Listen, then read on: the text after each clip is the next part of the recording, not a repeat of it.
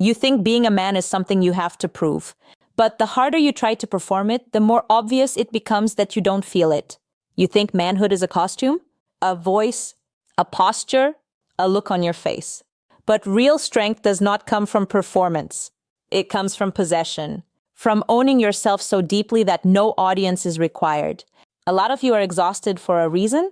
You've been trying to become an image instead of becoming a person. You've been copying symbols of strength while neglecting the source of it. You've been rehearsing confidence, posting discipline, quoting power, imitating certainty, and calling that growth.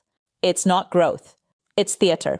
And theater will drain a man faster than honest work ever will, because pretending requires constant energy. Reality does not. Reality stands on its own. If you need reminders like this, subscribe now. Not for me, for you, because your mind is under attack every day by noise, fantasy, weakness disguised as freedom, and comfort disguised as self-acceptance. You do not need more entertainment. You need truth repeated until it becomes your standard. You need your spine reminded. You need your attention reclaimed.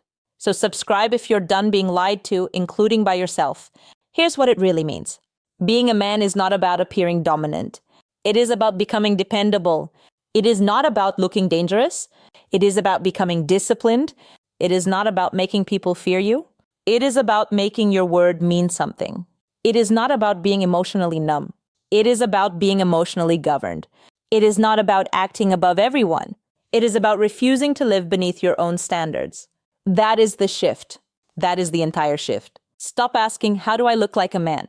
Start asking, can I be trusted with responsibility, with pressure, with truth, with my own impulses, with another person's peace, with my own future? That question will change your life. Because the misconception is poison. The misconception is that manhood is external. That if you get the body, the money, the woman, the voice, the status, the aesthetic, then you'll finally feel solid. But look around. How many men have the appearance and none of the substance? How many can command a room for 10 minutes and cannot command themselves for 10 seconds? How many can lift heavy weight and still collapse under small rejection? How many can talk about standards and still betray their own every weekend? How many call themselves alpha and cannot keep one promise to themselves after midnight? That's not power. That's decoration on instability. The hard truth is this. If you are always trying to be seen as a man, it usually means you do not yet feel at peace as one. And peace cannot be faked. You can fake swagger. You can fake indifference. You can fake edge. You can fake a stoic face. You can fake a dominant tone. But you cannot fake inner order for very long. Life exposes it. Pressure exposes it. Time exposes it. Your habits expose it. Your relationships expose it. Your bank account exposes it. Your health exposes it. Your private behavior exposes it. Sooner or later, what you perform in public gets cross-examined by what you practice in private. Why does this happen? Why do so many men end up chasing symbols instead of substance? Because most of you were never initiated into reality. You were sold fragments. One voice told you to be soft, endlessly soft, so soft that you lost shape. Another voice told you to be hard, endlessly hard, so hard that you lost humanity. One side said suppress everything. The other side said indulge everything. One side mocked masculinity, the other commercialized it.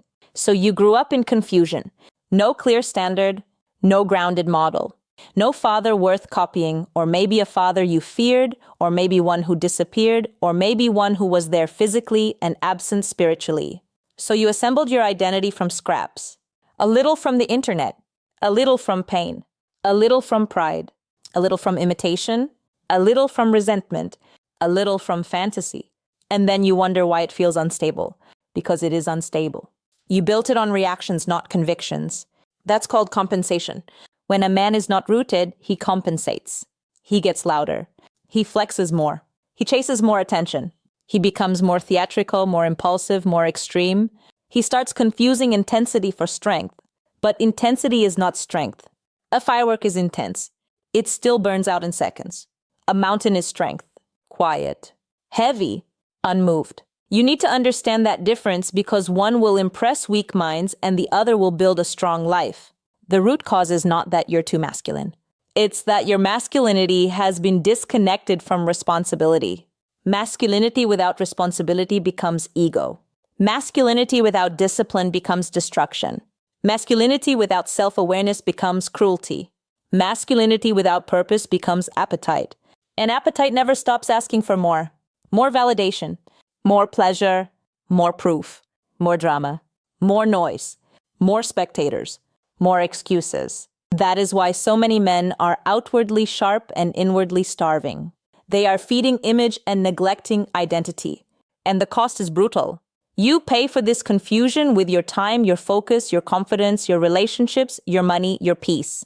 You pay when you stay in conversations just to be chosen. You pay when you tolerate disrespect because you're scared to lose company. You pay when you make promises to yourself and keep breaking them. You pay when lust controls your schedule. You pay when your mood changes with every message, every view, every opinion, every sign of approval. You pay when you build your personality around being wanted instead of being worthy. You pay when you mistake being admired for being anchored. And the ugliest part is this. After enough of that, you start to distrust yourself. Not because you're incapable, but because you've watched yourself abandon yourself too many times. That is a deep wound. A man can recover from failure. What destroys him is self-betrayal repeated until it becomes identity. You say you want respect. Fine. Then understand where respect begins. It does not begin when other people clap. It begins the moment your actions stop arguing with your words. It begins when your no means no. When your yes means yes. When your morning doesn't need to negotiate with your night. When you stop calling your impulses who you are and start treating them like things to govern. When you stop needing every room to validate you. When you stop fishing for proof that you matter and start building a life that makes the question irrelevant. So reframe it. Stop trying to be a man. That phrase is too vague, too performative, too easy to hijack. Do this instead. Become a man you can trust. Become a man your future can rely on. Become a man whose nervous system is not run by insecurity. Become a man who doesn't need to announce his standards because his life reveals them. Become a man who knows the difference between loneliness and peace, between desire and direction, between attraction and alignment, between confidence and delusion, between being needed and being used. That is real maturity. That is real weight. Look at the archetype, not the caricature, not the internet mascot, not the loud mouth selling certainty with a microphone and a leased identity. Look at the actual man. He walks into a room and you feel steadiness before he says a word. He is not rushed, not because he is lazy, but because he is not mentally scattered. He is present. His attention is where his feet are. He does not scan the room for approval. He does not perform coolness. He does not leak desperation. He does not over-explain his boundaries. He does not threaten. He does not beg. He does not posture. He decides. He knows what matters to him. He knows what he does not do. He knows what he will not tolerate from himself. He can laugh without becoming childish. He can care without becoming weak. He can lead without becoming controlling. He can listen without becoming passive. He can say no without feeling guilty. He can say yes without being manipulated. He can be kind without advertising it. He can be strong without decorating it. He's not trying to win every interaction. He is trying to remain aligned in every interaction. That is different. Very different. He does not chase chaos and call it passion. He does not call emotional dependency love. He does not call avoidance peace. He does not call indulgence freedom. He does not call aggression leadership.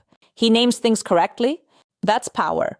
A huge part of maturity is accurate naming. When you name things correctly, you stop romanticizing what is ruining you. You stop calling lust connection. You stop calling laziness recovery. You stop calling cowardice patience. You stop calling confusion complexity. You stop calling weakness authenticity. You tell the truth, first to yourself. Then with your life, this man has boundaries because he has self-respect. Boundaries are not walls built from fear. Boundaries are lines built from clarity.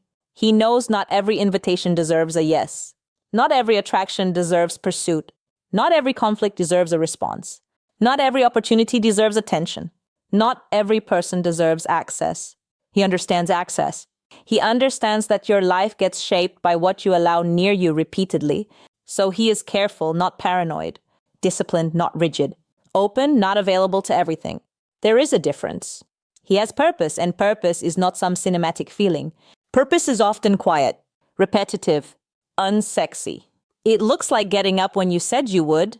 It looks like finishing what you start. It looks like keeping your body clean, your room ordered, your finances honest, your work improving, your promises fewer and stronger. It looks like sacrificing short-term stimulation for long-term solidity. It looks like choosing what builds you over what distracts you, over and over, not once, not when inspired, over and over. He is grounded. Grounded means reality has more influence over him than fantasy. A grounded man does not build his self-image from what he imagines he could be one day if everything goes perfectly. He builds it from what he can prove today. That changes everything. Fantasy says, I'm basically great, I just need one big break. Reality asks, what did you do this week that deserves trust? Fantasy says, people don't see my value. Reality asks, have you actually become valuable in a consistent way? Fantasy says, I'm meant for more. Reality says, then act like it in the boring parts. This is why grounded men become powerful. They stop negotiating with illusion and self-respect. Let's stay there because that's the core. Not ego, self-respect. Ego demands witnesses. Self-respect demands integrity. Ego says, how dare they? Self-respect says, I don't participate in that. Ego reacts. Self-respect withdraws, chooses, directs. Ego needs to win the moment. Self-respect protects the life. Ego is loud because it is fragile. Self-respect is calm because it is clear. If you can learn that distinction, you will stop wasting years on battles that were never worthy of your energy. Now listen carefully. A lot of what you call low confidence is actually unresolved self-disgust. You know what you're capable of and you know how often you've been avoiding it. You know where you've been lying. You know where you've been weak. You know where you've been pretending not to know better. That gap between what you know and how you live creates shame. And shame makes you either shrink or perform. You either disappear and call it humility, or you inflate and call it confidence. Both are distortions. The answer is not more self-hypnosis. The answer is cleaner action. Shame loses oxygen when your life becomes honest. So stop waiting to feel like a man and start building the evidence that makes the question disappear. You do not think your way into self-respect. You behave your way into it. You stack proof, small proof, repeated proof. You wake up when you said you would. You train when you said you would. You finish the work before the mood arrives. You tell the truth even when it costs image. You stop texting people out of loneliness. You stop making yourself available to those who treat you casually. You stop consuming things that weaken your mind and calling it harmless. You stop using entertainment as anesthesia. You stop feeding the part of you that loves excuses. You stop. You stop. You stop. Then you redirect. Do this. Choose one standard for your body, one for your mind, one for your money, one for your relationships, and one for your time. Keep them simple enough to obey and hard enough to matter. For your body, no more treating sleep, food, and training like optional accessories. Your body is not just appearance. It is your engine. Weak engine, weak output. For your mind, cut the garbage. If it pollutes your attention, it taxes your future. For your money, stop spending to feel powerful. Build what gives you leverage later. For your relationships, stop confusing access with intimacy. Proximity is not loyalty. Chemistry is not character. Attention is not care. For your time, stop handing your hours to impulses and then complaining about your life. Your calendar is your character in visible form. Then go tighter. When you wake up, get up. No debate. Debate is where weak patterns survive. When something needs to be done, do it before you dramatize it. When you feel the urge to prove yourself, pause and ask, what am I actually trying to get here? Respect or relief? Most performance is just relief seeking. Relief from insecurity. Relief from invisibility. Relief from doubt. But relief is temporary. Respect is built. If you are about to send the message, ask, is this aligned or is this hunger? If you are about to spend the money, ask, is this investment or is this identity cosplay? If you are about to speak in anger, ask, is this leadership or is this wounded ego demanding a stage? Ask better questions. Better questions create cleaner lives. Stop announcing your transformation. Quiet men change faster because they waste less energy narrating it. Stop trying to look disciplined. Be disciplined. Stop trying to look detached. Become selective. Stop trying to look dangerous. Become principled. Stop trying to look valuable. Build value. Stop trying to look unbothered. Learn regulation. Stop trying to look masculine. Become reliable under pressure. That's it. That's the whole game. Reliability under pressure. Can you stay honest under temptation? Can you stay steady under rejection? Can you stay focused under boredom? Can you stay respectful under disagreement? Can you stay disciplined without applause? That is where the answer lives. And let's talk about women for a second, because a lot of men lose themselves there. Not because women are the problem, but because male insecurity often reveals itself most clearly in romance. You start shape-shifting, you start performing, you start bargaining away standards for affection. You start over-explaining, over-pursuing, over-investing in fantasy. You call it love. No. Most of the time, it's self-abandonment with chemistry attached. A man without self-respect does not date. He auditions. He negotiates his identity for acceptance. He makes his emotional weather dependent on someone else's responses. That is not connection. That is dependency. And dependency always breeds resentment, because the part of you that knows better never fully goes silent. The grounded man is different. He does not need a woman to tell him who he is. That is why he can actually love better. He brings a life, not a void. He brings direction, not hunger disguised as passion. He can appreciate beauty without losing judgment. He can desire without kneeling to desire. He can care deeply without abandoning discernment. He does not chase mixed signals, because confusion is not romantic to a healthy mind. He does not worship what he has not evaluated. He does not tolerate repeated disrespect, because attraction does not outrank self-respect. He does not become cruel. He becomes clear, and clarity saves years. The same is true with other men. Stop seeking male approval through imitation. A weak man copies energy. A strong man studies principles. Don't copy another man's style, speech, rhythm, or hardness. Understand what makes him effective. Usually it's not the surface. It's that he trusts himself because he has lived in a way that earns trust. That can be learned, but not through mimicry, through practice, through sacrifice, through boring consistency, through private correction, through taking responsibility so fully that excuses start feeling embarrassing. You want a stronger identity? Keep promises when nobody knows you made them. You want more presence? Eliminate what makes you fragmented. You want confidence? Get in the habit of doing difficult things cleanly. You want peace? Stop living in contradiction. You want respect? Respect your own future enough to stop poisoning it for temporary pleasure. Everything comes back to this inner alignment. The man you admire is usually a man with less internal conflict. Not no conflict. Less conflict, fewer divided loyalties, fewer hidden habits, fewer fake stories, fewer places where his actions betray his values. Simpler, clearer, stronger. And yes, this will cost you something. Real change always does. It will cost you the identity you used to perform. It will cost you cheap validation. It will cost you certain habits, certain conversations, certain rooms, certain excuses, maybe even certain friends. It will cost you the pleasure of pretending you're misunderstood when really you're undisciplined. It will cost you your victim story. Good. Let it. Some stories are too expensive to keep. You cannot carry self-pity and self-respect at the same time. Pick one. You cannot keep bowing to comfort and expect to feel powerful. Pick one. You cannot keep lying to yourself and expect peace. Pick one. This is where men become men. Not in fantasy. In choice. In repetition, in refusal, in standard, in the moment where nobody is watching and your old self whispers, "It doesn't matter," and your new self answers, "It matters because I am the one living with me." That is the pivot. That is the birth of self-respect. Not when life gets easier. When your standard gets heavier than your excuses. And understand this too, becoming grounded does not make you cold. It makes you trustworthy. It does not make you emotionless. It makes you governed. It does not make you controlling. It makes you clear. It does not make you selfish. It makes you responsible. There is nothing noble about being endlessly available, endlessly indulgent, endlessly reactive. That is not compassion. That is poor structure. A well-structured man can actually give more because he leaks less. He can protect better because he panics less. He can love better because he lies less. He can lead better because he follows truth before he asks others to follow him. So if you've been feeling lost, good.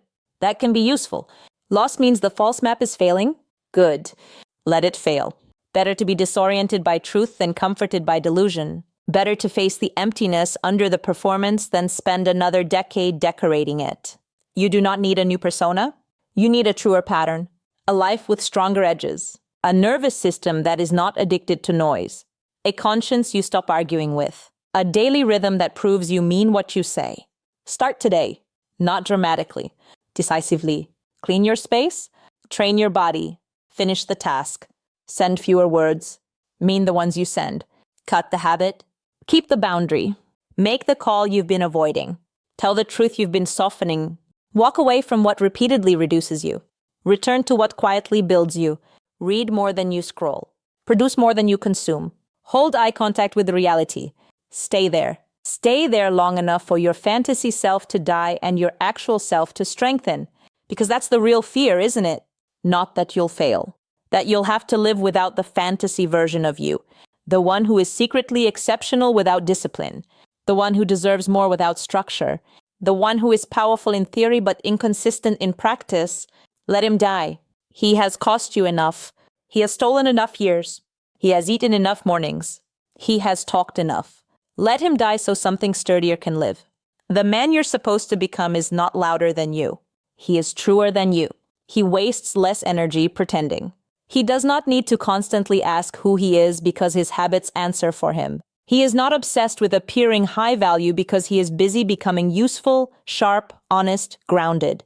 He is not trying to dominate life. He is trying to meet it cleanly. Head up, eyes open, back straight, word intact. And if nobody has told you this clearly, hear it now. You are not behind because you feel the tension. You are waking up because you feel the tension. The discomfort is not proof that you're broken. It is proof that your deeper self is rejecting the counterfeit. That is a gift if you use it. Let the discomfort instruct you. Let it show you where you are divided. Then close the gap. Not with motivation, with standards, not with identity slogans, with disciplined reality. You do not need to become some myth. You do not need to become harsh, performative, or unreachable. You do not need to turn yourself into stone. You need gravity. You need coherence. You need restraint. You need courage. You need a code you actually live by. You need to stop abandoning yourself for dopamine, distraction, and validation. You need to build a life that your mind can relax inside of. That is strength. Deep strength. Mature strength. The kind nobody can give you and nobody can take from you. So stop trying to be a man. Stop dressing it up. Stop auditioning. Stop reciting the language of strength while living in private weakness. Stop outsourcing your identity to culture, women, status, other men, or your own fantasies. Do this instead. Tell the truth. Keep your word. Regulate your impulses. Respect your time. Guard your attention.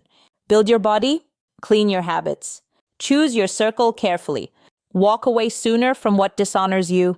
Commit harder to what develops you. Live so honestly that your confidence no longer needs volume. And when you do that, something changes. You stop feeling like an actor in your own life. You stop seeking permission to exist with weight. You stop chasing respect because you start carrying it. You stop asking whether you are enough because you are too busy becoming someone real. Not perfect. Real. Not finished. Real. Not above struggle. Real. That is enough to begin. More than enough. You are not waiting for the answer. You are the answer. The standard you keep is the answer. The truth you tell is the answer. The temptation you refuse is the answer. The discipline you repeat is the answer. The boundary you honor is the answer. The man you become in private is the answer. That is where your power is. Not out there. In here. In your choices. In your pattern. In your word. In your refusal to keep betraying yourself. So stand up straight in your own life. Return to yourself. Reclaim your name from your habits. Reclaim your future from your impulses. Reclaim your mind from distraction. Reclaim your self-respect from every place you traded it for approval. This is not about becoming someone else. This is self-reclamation. This is you ending the performance and beginning the practice. This is you becoming solid enough to live from truth instead of appetite. If you want more of this, subscribe, because the world is full of noise and you need a place that reminds you what matters. A place that calls you higher without lying to you. A place that chooses clarity over comfort. And if you're building that stronger life, you're not alone here. You're with men who are done pretending, done drifting, and ready to become someone they can respect.